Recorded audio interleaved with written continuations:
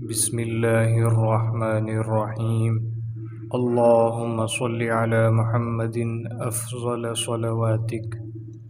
دوستو، آج کی اس ویڈیو میں آپ کو 4 ایسی سچی کہانیاں سناؤں گا جو شاید ہی آپ نے پہلے کبھی سنی ہو، اور ان کہانیوں کے سننے کے بعد آپ کا ایمان بھی تازہ ہوگا اور ہر کہانی میں سے آپ کو ایک سبق بھی ملے گا۔ تو شروع کرتے ہیں پہلی کہانی۔ رسول اللہ صلی اللہ علیہ وسلم نے فرمایا کہ ایک شخص کسی جنگل میں تھا۔ اچانک اس نے ایک بادل میں یہ آواز سنی کہ فلاں شخص کے باغ کو پانی دو۔ اس آواز کے ساتھ وہ بادل چلنے لگا اور ایک جگہ پر خوب پانی برسا اور تمام پانی ایک نالے میں جمع ہو کر چلنے لگا۔ یہ شخص اس پانی کے پیچھے پیچھے چلتا رہا اور اچانک ایک باغ میں جا پہنچا تو دیکھتا کیا ہے، اس باغ میں ایک شخص اپنے باغ میں کھڑا ہوا بیلچے سے پانی پھیر رہا ہے۔ اس نے اس باغ والے سے پوچھا، اے بندہ خدا، تمہارا کیا نام ہے؟ اس نے وہی نام بتایا جو اس نے بادل میں سنا تھا۔ پھر باغ والے نے اس سے پوچھا کہ اے بندہ خدا، تو نے میرا نام کیوں پوچھا؟ اس نے کہا کہ میں نے اس بادل میں جس کا یہ پانی ہے ایک آواز سنی کہ تمہارا نام لے کر کہا جا رہا ہے کہ اس کے باغ کو پانی دو، تو تم کیا عمل کرتے ہو کہ تمہارا عمل اللہ تعالیٰ کے ہاں اتنا مقبول ہے؟ تو اس نے کہا کہ جب تم نے پوچھ ہی لیا ہے تو اب مجھے بتانا پڑے گا۔ میں اپنے باغ کی کل پیداوار کو دیکھتا ہوں، اس میں سے 1/3 حصہ اللہ تعالیٰ کی راہ میں خیرات کر دیتا ہوں، 1/3 حصہ اپنے لیے اور اپنے بال بچوں کے لیے رکھ لیتا ہوں، اور 1/3 حصہ پھر اسی باغ میں لگا دیتا ہوں۔ سبحان اللہ! کیا اللہ تعالیٰ کی رحمت ہے کہ جو اس کی اطاعت کرتا ہے، اللہ اس کے کام غیب سے اس طرح بنا دیتے ہیں کہ اس کو خبر ہی نہیں ہوتی کہ بے شک سچ ہے، جو اللہ کا ہو گیا اللہ اس کا ہو گیا۔ اسی طرح دوسری کہانی، رسول اللہ صلی اللہ علیہ وسلم نے ایک مرتبہ فرمایا کہ بنی اسرائیل میں 3 آدمی تھے، ایک کوڑھی تھا، دوسرا گنجا تھا، تیسرا اندھا تھا۔ اللہ تعالیٰ نے ان تینوں کو آزمانا چاہا اور ان تینوں کے پاس ایک فرشتہ بھیجا۔ فرشتہ پہلے کوڑھی شخص کے پاس آیا اور پوچھا، تمہیں کیا چیز پیاری ہے؟ تو اس شخص نے کہا، مجھے اچھی صحت، رنگت اور خوبصورت کھال مل جائے اور میری یہ بیماری مجھ سے دور ہو جائے جس کی وجہ سے لوگ مجھ سے نفرت کرتے ہیں۔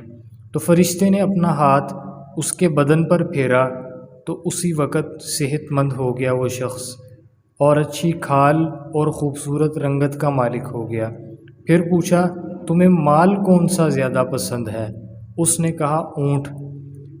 پھر فرشتے نے ایک حاملہ اونٹنی اس کو دے دی اور کہا، اللہ تعالیٰ اس میں برکت دے۔ پھر فرشتہ گنجے شخص کے پاس آیا اور پوچھا، تم کو کون سی چیز پسند ہے؟ تو گنجے شخص نے کہا کہ میری یہ خواہش ہے کہ میرے سر پر بال نکل آئیں اور میں خوبصورت لگنے لگوں۔ فرشتے نے اس کے سر پر اپنا ہاتھ پھیرا، فوراً ہی بال نکل آئے اور خوبصورت نکل آئے۔ پھر پوچھا، تمہیں مال کون سا پسند ہے؟ تو اس نے کہا، مجھے گائے پسند ہے۔ تو فرشتے نے اس کو حاملہ گائے دے دی اور کہا، اللہ تعالیٰ اس میں برکت دے۔ پھر فرشتہ اندھے شخص کے پاس آیا اور پوچھا، تمہیں کیا چیز پسند ہے؟ تو اندھے شخص نے کہا، اللہ تعالیٰ میری نگاہ درست کر دے اور مجھے بینائی بخشے تاکہ میں اللہ تعالیٰ کی نعمتیں، اللہ تعالیٰ کے سب انسانوں کو دیکھ سکوں۔ تو اس فرشتے نے آنکھوں پر ہاتھ پھیرا تو اللہ تعالیٰ نے اس کی نگاہ درست کر دی۔ پھر پوچھا، تمہیں کون سا مال زیادہ پسند ہے؟ تو اس نے کہا، بکری۔ پھر فرشتے نے اس کو ایک حاملہ بکری دے دی۔ تینوں کے جانوروں نے بچے دیے۔ تھوڑے ہی عرصے بعد اس کے اونٹوں سے جنگل بھر گیا، دوسرے شخص کے گایوں سے جنگل بھر گیا اور تیسرے شخص کی بکریوں سے۔ پھر وہ فرشتہ اللہ تعالیٰ کے حکم سے اسی پہلی صورت میں کوڑی شخص کے پاس آیا اور کہا کہ میں ایک مسکین اور مسافر آدمی ہوں، میرے سفر کا سب سامان ختم ہو چکا ہے اور اب میرے گھر پہنچنے کا کوئی وسیلہ یا ذریعہ نہیں۔ میں اللہ کے نام پر تم سے مدد مانگتا ہوں جس نے تم کو اچھی رنگت اور عمدہ کھال اور صحت مند جسم عطا کیا۔ میں تم سے ایک اونٹ مانگتا ہوں تاکہ میں اس پر سوار ہو کر اپنے گھر پہنچ جاؤں۔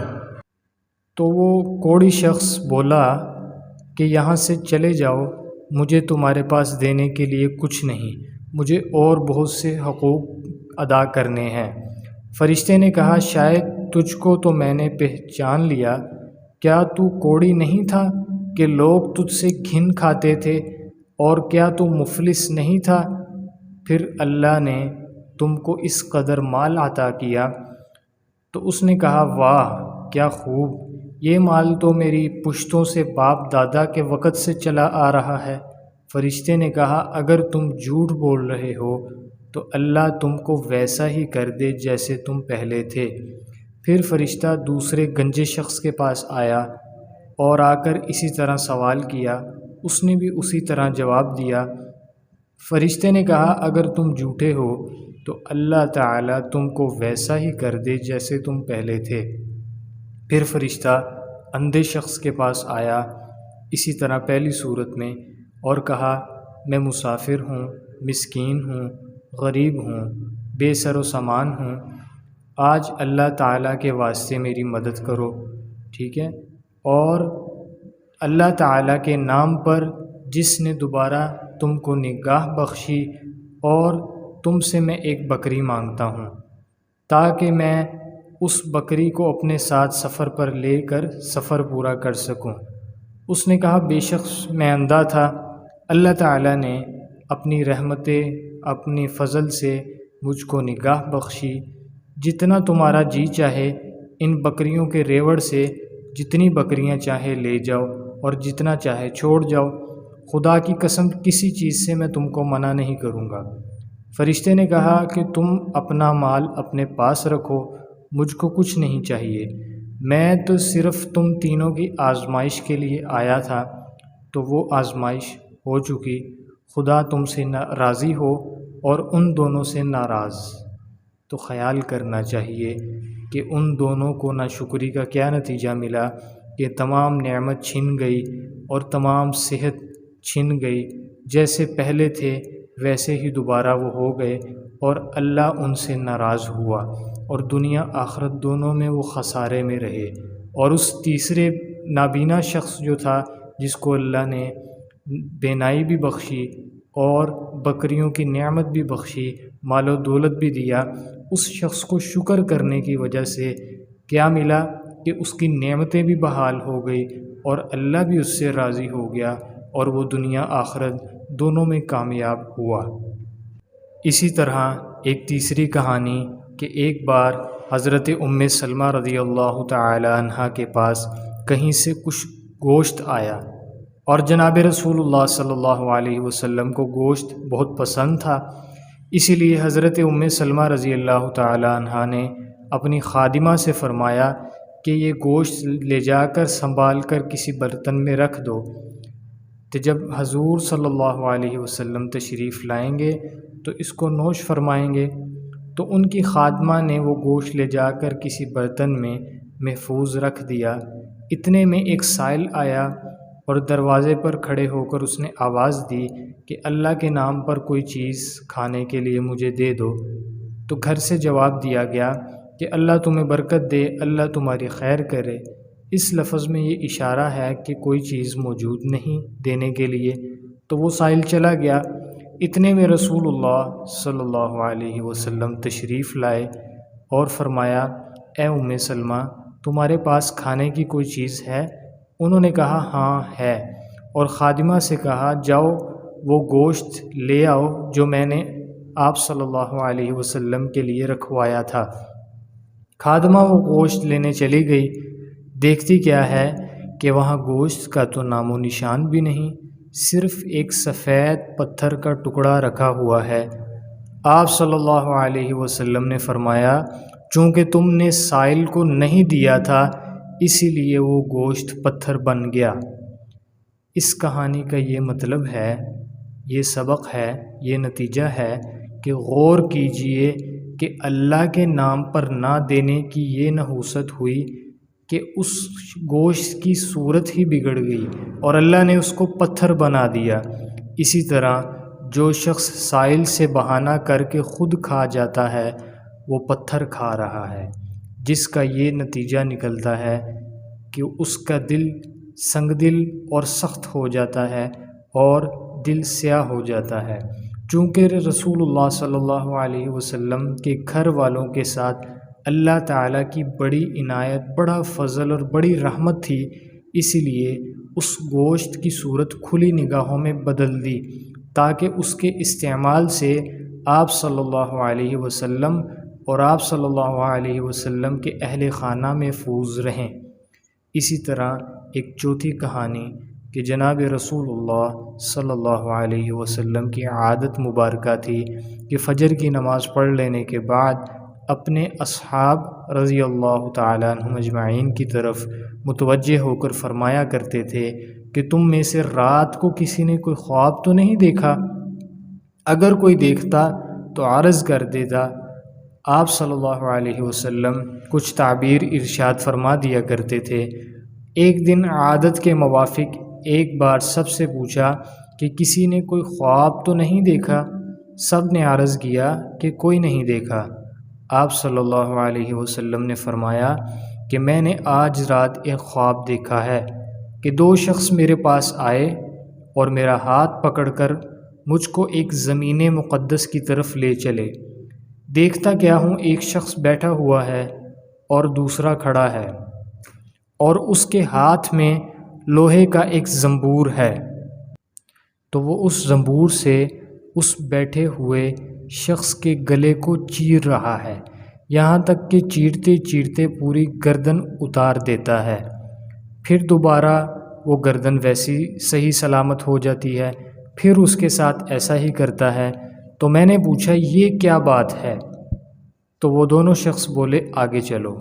ہم آگے چلے یہاں تک کہ ایک ایسے شخص پر گزر ہوا جو لیٹا ہوا ہے اور اس کے سر پر ایک شخص ہاتھ میں بڑا بھاری پتھر لیے کھڑا ہے۔ اس سے اس کا سر نہایت زور سے پھوڑتا ہے۔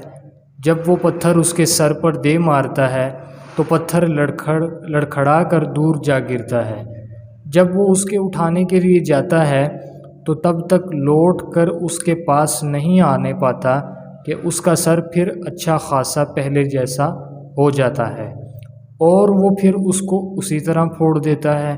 تو میں نے پوچھا کہ یہ کیا ہے؟ تو وہ دونوں بولے آگے چلو۔ پھر ہم آگے چلنے لگے یہاں تک کہ ہم ایک غار میں پہنچے، ایسا غار جو تندور کی مانند تھا، نیچے سے بہت گہرا تھا اور اوپر سے بہت تنگ تھا، اور اس میں آگ جل رہی تھی اور اس میں بہت سے ننگے مرد اور عورتیں بھرے ہوئے تھے۔ جس وقت وہ آگ اوپر کو اٹھتی اس کے ساتھ وہ سب اٹھ جاتے، یہاں تک کہ قریب نکلنے کے ہو جاتے۔ پھر جس وقت بیٹھ جاتی وہ آگ تو وہ سب بھی نیچے چلے جاتے۔ میں نے پوچھا یہ کیا ہے؟ وہ دونوں بولے آگے چلو۔ پھر ہم آگے چلے یہاں تک کہ ایک خون کی نہر پر پہنچے۔ اس کے درمیان میں ایک شخص کھڑا ہے اور وہ نہر کے کنارے پر ایک شخص کھڑا ہے اور اس کے سامنے بہت سے پتھر پڑے ہیں۔ وہ نہر کے اندر والا شخص نہر کے کنارے کی طرف آتا ہے، جس وقت نکلنا چاہتا ہے تو کنارے والا اس شخص کے منہ پر ایک پتھر اس زور سے مارتا ہے کہ وہ پھر اپنی پہلی جگہ پر جا پہنچتا ہے۔ پھر جب کبھی وہ نکلنا چاہتا ہے اسی طرح پتھر مار کر اس کو ہٹا دیتا ہے۔ میں نے پوچھا یہ کیا ہے؟ وہ دونوں بولے آگے چلو۔ ہم آگے چلے یہاں تک کہ ایک ہرے بھرے باغ میں پہنچے۔ اس میں ایک بہت بڑا درخت ہے اور اس کے نیچے ایک بوڑھا آدمی بہت سے چھوٹے بچوں کے ساتھ بیٹھا ہوا ہے۔ اور درخت کے قریب ایک اور شخص بیٹھا ہوا ہے اور اس کے سامنے آگ جل رہی ہے، وہ اس کو دھونک رہا ہے۔ پھر وہ دونوں مجھ کو چڑھا کر درخت کے اوپر لے گئے اور ایک گھر درخت کے بیچ میں نہایت ہی خوبصورت اور عمدہ بن رہا تھا، اس میں لے گئے۔ میں نے ایسا گھر کبھی بھی نہیں دیکھا تھا، اس میں مرد، بوڑھے، جوان عورتیں اور بچے بہت سے تھے۔ پھر اس سے باہر لا کر اور اوپر لے گئے، وہاں ایک گھر پہلے گھر سے بھی زیادہ خوبصورت تھا، اس میں لے گئے، اس میں بوڑھے اور جوان تھے۔ میں نے ان دونوں شخصوں سے کہا، تم نے مجھ کو تمام رات پھرایا، اب بتاؤ کہ یہ سب کیا اسرار تھا، کیا چیزیں تھیں، کیا واقعات تھے؟ انہوں نے کہا کہ وہ شخص جو آپ نے دیکھا تھا کہ اس کا گلا چیرا جا رہا تھا، وہ شخص جھوٹا ہے اور جھوٹی باتیں کیا کرتا تھا، اور وہ باتیں تمام جہان میں مشہور ہو جاتی تھیں، اس کے ساتھ قیامت تک ایسا ہی کرتا رہوں گا۔ اور جس کا سر پھوڑے ہوئے دیکھا، وہ شخص اللہ تعالیٰ نے جس کو قرآن کریم کا علم دیا، رات کو اس سے غافل ہو کر سو رہا تھا اور دن کو اس پر عمل نہیں کرتا تھا، تو قیامت تک اس کے ساتھ ایسا ہی معاملہ رہے گا۔ اور جن کو آپ نے آگ کے غار میں دیکھا، وہ زنا کرنے والے مرد اور عورت تھے، اور جس کو آپ نے خون کی نہر میں دیکھا، وہ سود کھانے والا ہے۔ اور درخت کے نیچے جو بوڑھے شخص تھے، وہ حضرت ابراہیم علیہ السلام ہیں، اور ان کے ارد گرد جو بچے دیکھے، وہ لوگوں کی نابالغ اولاد ہیں، ایسی اولادیں جو نابالغ حالت میں وفات پا جاتی ہیں۔ اور جو آگ دھونک رہا تھا، وہ مالک داروغہ دوزخ کا ہے، اور پہلا گھر جس میں آپ داخل ہوئے وہ عام مسلمانوں کا ہے، اور یہ دوسرا گھر جس میں آپ داخل ہوئے وہ شہیدوں کا ہے، اور میں جبرائیل ہوں اور یہ میکائیل ہیں۔ پھر بولے، سر اوپر اٹھائیں۔ میں نے سر اوپر اٹھایا تو میرے اوپر ایک سفید بادل نظر آیا۔ بولے کہ یہ تمہارا گھر ہے؟ میں نے کہا، مجھ کو چھوڑو، میں اپنے گھر میں داخل ہو جاؤں۔ بولے کہ ابھی تمہاری عمر باقی ہے، پوری نہیں ہوئی، اگر پوری ہو چکی تو ابھی چلے جاؤ۔ تو اس پورے واقعے سے، نبی علیہ السلام کے اس خواب سے جاننا چاہیے ہمیں کہ انبیاء علیہ السلام جو ہیں ان کا خواب وحی ہوتی ہے، اور یہ تمام واقعے 100% سچے اور حدیث سے ثابت ہیں۔ اس حدیث سے کئی چیزوں کا حال معلوم ہوا۔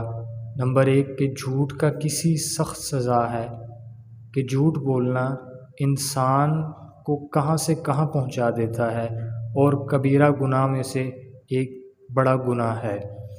دوسرے نمبر پر عالم بے عمل، ایسا عالم جو اپنے علم پر عمل نہ کرے، قیامت والے دن اللہ تعالیٰ اس کو جہنم کا ایندھن بنائیں گے۔ تیسرا زنا کاری کا، کہ جو لوگ زنا کرتے ہیں اللہ تعالیٰ ان کو ہمیشہ ہمیشہ کے لیے جہنم میں جلائے گا۔ چوتھا سود کھانے والوں کا۔ تو اسی لیے اللہ تعالیٰ سب کو ہدایت دے اور ہم سب کے تمام قسم کے صغیرہ کبیرہ گناہوں کو معاف فرمائے اور ان تمام قسم کے گناہوں سے محفوظ رکھے۔ آمین ثم آمین۔